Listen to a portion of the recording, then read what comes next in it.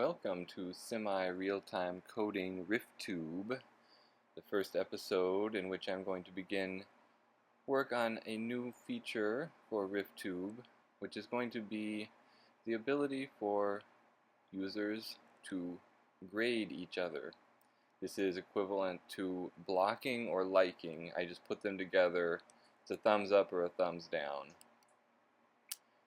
So I started out by creating a new Git branch.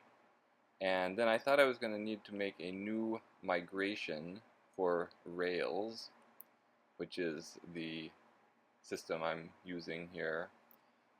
But then I remembered I already had this migration for user blocks, but I wanted to reuse it because instead of having just blocks, I'm going to have this grade that acts as both either a block or a follow, essentially. So there's a grader and a gradee in the database, and finally a grade, which is just going to be an integer.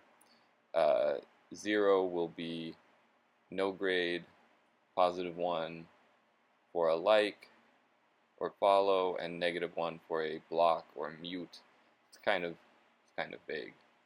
So there we've got the migration written, and now it's time to put this into effect. And I have this really silly system of dropping, recreating the database, loading a backup, and then running all of my Rails migrations. And then I wrote it into a single line command that I could just copy and paste there. And it worked all up until sort of the last part here. It got stuck. It's saying something about the case, something about, I guess, the name. So then I realized it might have to do with the name of the file. So this file has create user blocks in the name. And so I'm going to rename it to create user grades, which is what the rest of it now is. And at first I just try to rerun the whole command again, which is going to fail.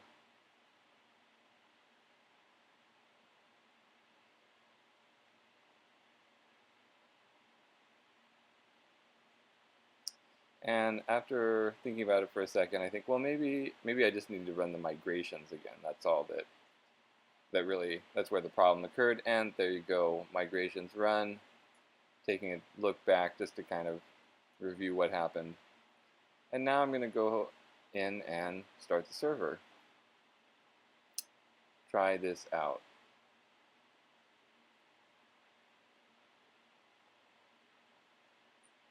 And the first step of this whole process is I need the back end to send back a list of users.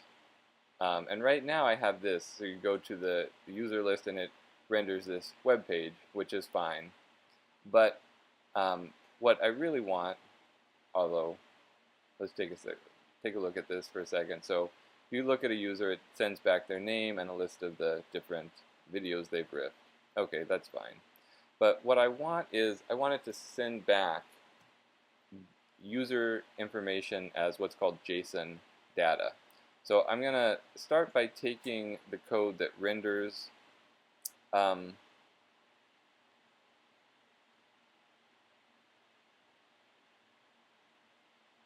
single user that renders all of the videos that they've, or rather it takes all of that information and sends it back. So I take that code and paste it in here to the index method, which is going to list all the users. I end up taking out most of it, and it comes down to I get the list of users and I have Rails send it as JSON. It should be really simple in Rails, except I've got a JSON error.